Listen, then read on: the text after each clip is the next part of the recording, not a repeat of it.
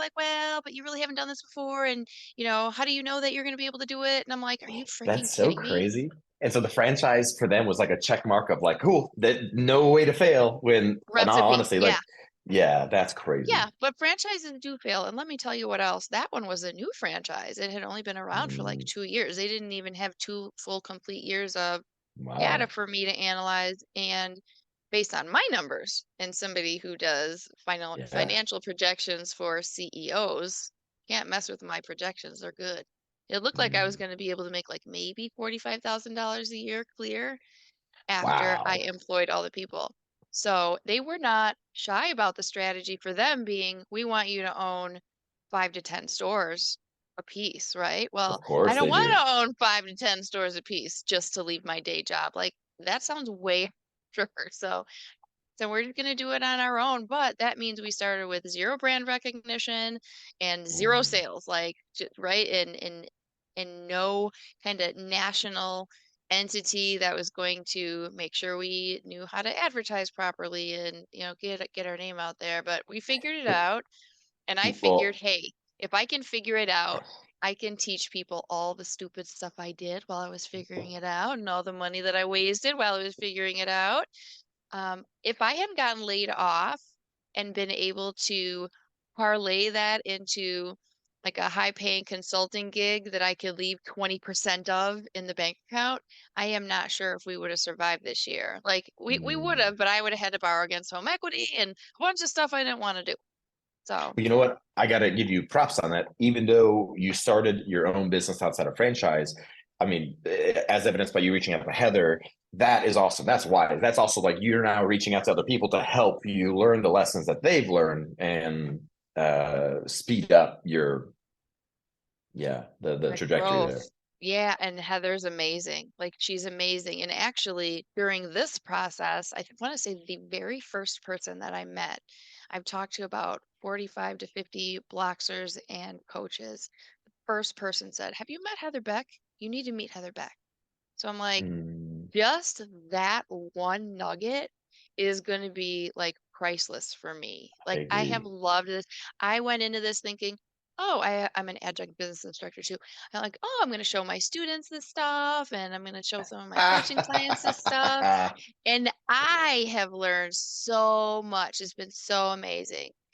But when you saw my posts recently, right, I talked about kind of the top three things that I was hearing, which were, wish I would have gotten a coach sooner, wish I would have either done it alone without a partner or had a solid agreement, or I wish I would have made bigger moves faster. And you specifically, like, one of those spoke to you, right? One of those spoke to you.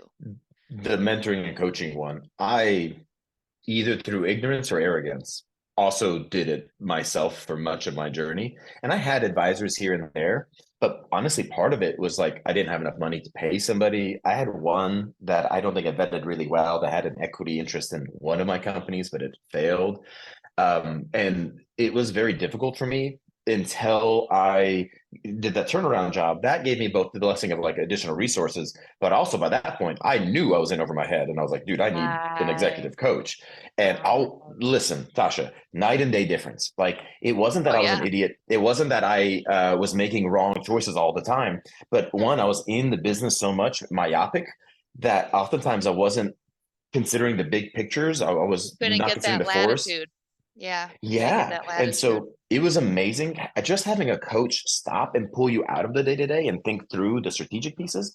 And then also having a coach change like your perspective on a lot of different things Yeah. for it too. Because I mean, obviously we got here, we put a lot of stake in how we got here, but that's a almost a flaw too, because you almost presume that you know, and having somebody who understands your business well enough to offer additional perspectives are super invaluable. That saved Yeah. me so much. I'll say this, the biggest effect it had is on me on a personal life. It helped my Yeah. business. I was able to step back from a lot of day to day.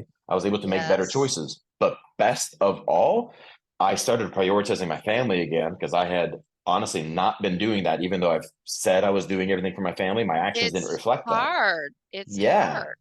And I finally bought myself like less stress, more time back. And that for me was like night and day difference between a coach. It made me a Yeah. better CEO and, Yes. entrepreneur, but it also made me a better father and husband. I mean, I'm sure it made you a better boss too. Like, do you know what I Mhm. mean? You were probably crabby and overwhelmed and Yep, exactly. You can't pour from an empty cup. And Mhm. so Yeah. as leaders, if you ascribe to a sacrificial kind of leader, the Simon Sinek kind of leader, then you're pouring a lot out every single day. And to not have somebody pour back into you, I feel like that's what drove me to burnout. I was in burnout, way Oh my past burnout gosh. for a lot of my entrepreneurial journey. And a coach is the one who I took like a month off. I had to went on a silent retreat. I did all these things that were so opposite of what I would normally do, the hard charging A type that I am. Yeah. But it Yeah. was amazing and 100% of what I needed. Made me Um, way healthier. I just went and got a coach myself. I'm so glad I did. Like you're saying, like the different perspective is just invaluable from people that have kind of been there, done that, and Mhm, failed and adjusted and then failed and adjusted, right? So you get the benefit of their failures and their lessons, right? So that's a mhm. thing. But I want to hear about this silent retreat because this Ah, sounds amazing. Like it you wasn't know, amazing. I struggled with there. yeah, So I'll give right. you the short and sweet. I came over there with enough in my business that I had fixed, and I was kind of in this, where do I go from here? My personal life is, and so I brought this plan your life and these workbooks for like where I thought my life. I was going to have these huge conversations around what do I want to do with the rest of my life and how. And she stopped me dead in my tracks, and she's like, your dad who died, in this case it was like 5 years ago. You still haven't grieved him. And so she stopped everything that I did and had me write a letter to my father, and then had me write a letter to my kids about their grandfather they didn't have. And it was, I didn't realize how much I avoided difficult emotions prior to having a coach, and how I busied myself with tasks and to do lists. Mhm. And that silent retreat was one of the most difficult periods of my life.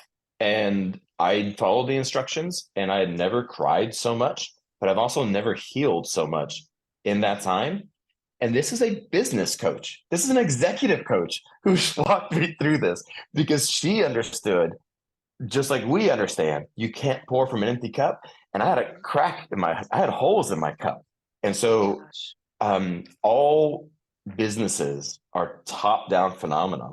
And if the person at the top, or the Yes. leader at the top is struggling, the business struggles too.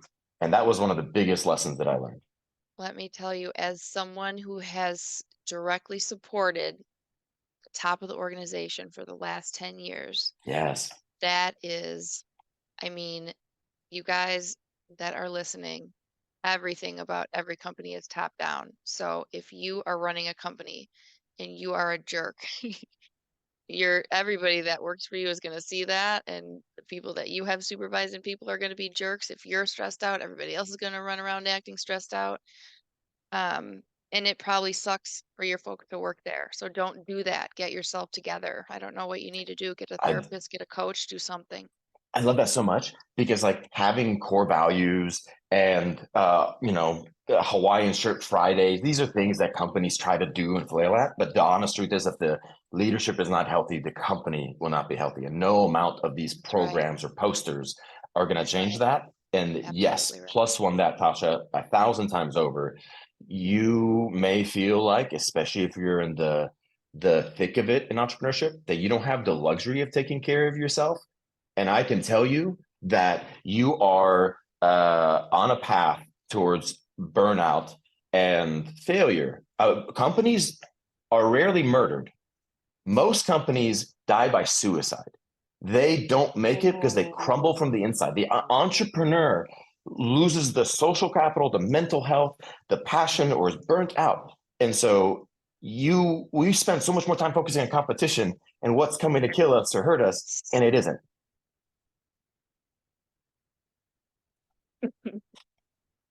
It is so true. It is so true. Oh my gosh. I mean, that was one of the reasons I feel like this has turned into like advertising for the blocks. That was one of the things that was so cool about the blocks is that I feel like my husband doesn't necessarily understand my entrepreneurial drive. since I have been working at Fortune 100 company since I was 19, met all Wow. my friends there. I met my husband there. Everyone that I know works for a company and go gets a paycheck, including me. Frankly, up until this day, I just do something else also. But Mhm. at the blocks though, right, getting around a bunch of entrepreneurs, like if you can't afford a coach, at least go find like a group of kind of accountability partners or something so Yes. that you can talk through things, with other entrepreneurial minded people. We think differently. We approach life differently. One of the things that my coach said to me the other day was entrepreneurs tend to, like when we're advertising, we have this kind of optimism streak. A lot of us do. We're optimistic, independent. We're like thrivers, we're going to keep going. And the rest of the world isn't like that. But we talk to the rest of the world like they are like that. Right. And Mm. so, right, if you can sell something in a way where you're telling people about how they can get away from their pain, it's much more effective than telling them about how they can go toward pleasure. But since entrepreneurs tend to have that vantage point where they want to go towards pleasure because they're glass half full people,